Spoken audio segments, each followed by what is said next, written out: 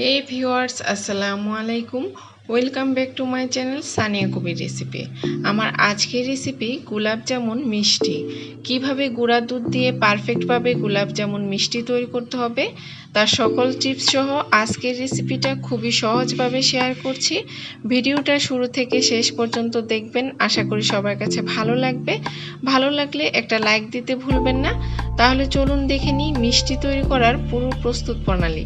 মিষ্টি তৈরি করার জন্য আমি একটা মিক্সিং বল নিয়ে এতে দিয়ে দিচ্ছি ফুল ক্রিম গুঁড়ো দুধ 1 কাপ, আর দিয়ে দিচ্ছি 1 টেবিল চামচ পরিমাণ সুজি, আর 1 টেবিল চামচ পরিমাণ দিয়ে দিচ্ছি ময়দা, আর হাফ চা চামচ পরিমাণ দিয়ে দিচ্ছি বেকিং পাউডার।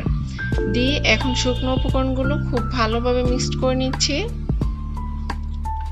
তো আমার শুকনো উপকরণগুলো মিশানো হয়ে গিয়েছে। এই পর্যায়ে আমি দিয়ে দিচ্ছি 1 টেবিল চামচ পরিমাণ ঘি।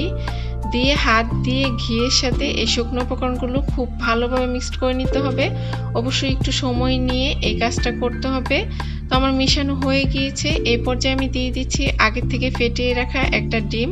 আমি ডিমটা অল্প অল্প করে দিচ্ছি আর মিষ্টির ডোটা তৈরি করে নিচ্ছি। ডিমটা যদি ফ্রিজে থাকে তাহলে মিষ্টি তৈরি করার কমপক্ষে আধা ঘন্টা আগে ডিমটা বের করে রেখে তারপর কিন্তু মিষ্টিটা তৈরি করতে হবে। তো আমার পুরো ডিমটাই লেগে গিয়েছে। এখন দিয়ে আমি গোলাপ জামুন মিষ্টি তৈরি করার জন্য একটা সফট ডো তৈরি করে নিচ্ছি। আর ডোটা কিন্তু ড্রাই হবে না, এরকম আঠালো হবে। ডোটা যদি ড্রাই হয়ে যায় তাহলে মিষ্টিগুলো কিন্তু শক্ত হয়ে যাবে। তো এই ডোটাকে আমি এখন রেস্টে রেখে দিব 10 মিনিটের মতো। 10 মিনিট পর কিন্তু ডোটা একদম সেট হয়ে গিয়েছে, এখন কিন্তু হাতে লেগে যাচ্ছে না। আর অবশ্যই পারফেক্ট গোলাপ জামুন তৈরি করতে হলে কিন্তু এই সব টিপসগুলো ফলো করতে হবে।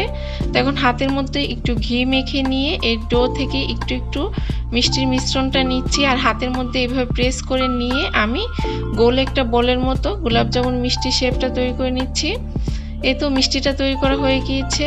তো এই একইভাবে আমি আরও একটা মিষ্টি তৈরি করে নিচ্ছি। এভাবে কিছুটা মিষ্টির মিশ্রণ হাতে নিয়ে এভাবে প্রেস করে নেওয়ার পর গোল বলের মতো করে নিচ্ছি। আর অবশ্যই কিন্তু খেয়াল রাখতে হবে মিষ্টিতে যেন কোনো ফাটল না থাকে, তাহলে মিষ্টিগুলো তেলে ভাজার সময় বা শিরাতে দেওয়ার সময় কিন্তু ভেঙে যাবে বা একদম নষ্ট হয়ে যাবে।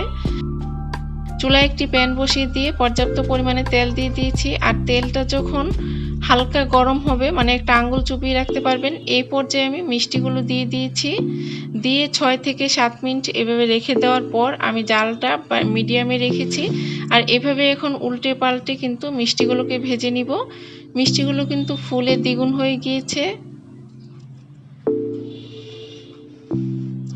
তো আমার মিষ্টিগুলো কিন্তু প্রায় ভাজা হয়ে গিয়েছে। এই পর্যায়ে কিন্তু একদম জালটা বাড়িয়ে দেওয়া যাবে না, তাহলে তাড়াতাড়ি মিষ্টির কালারটা চলে আসবে আর ভিতরে কাঁচা থেকে যাবে।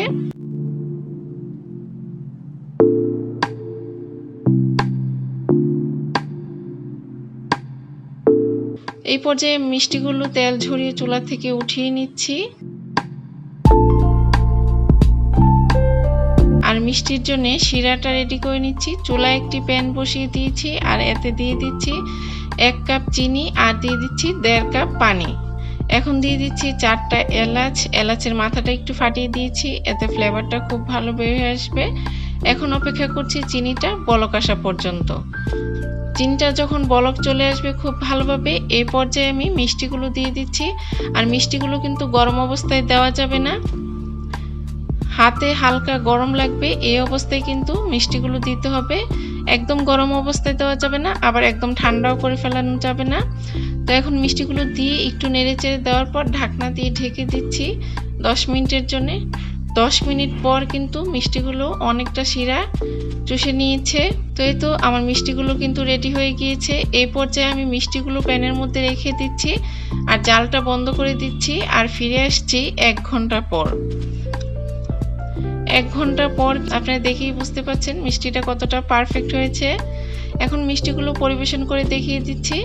তাহলে আজকের আমার এই গোলাপ জামুন মিষ্টি তৈরি করার রেসিপিটা কেমন লাগলো অবশ্যই কমেন্টস করে জানাবেন। ভালো লাগলে একটা লাইক দিয়ে চ্যানেলটা সাবস্ক্রাইব করে পাশে থাকা বেল বাটনটা প্রেস করে রাখবেন পরবর্তী ভিডিওর নোটিফিকেশন সবার আগে পাওয়ার জন্য। এখন একটা মিষ্টি কেটে শেয়ার করছি। এটা দেখতে যেমন সুন্দর হয়েছে, খেতেও খুবই মজার হয়েছিল। তাহলে আজকের রেসিপি এখানেই শেষ করছি। সবাই খুব বেশি ভালো থাকবেন। আল্লাহ হাফিজ।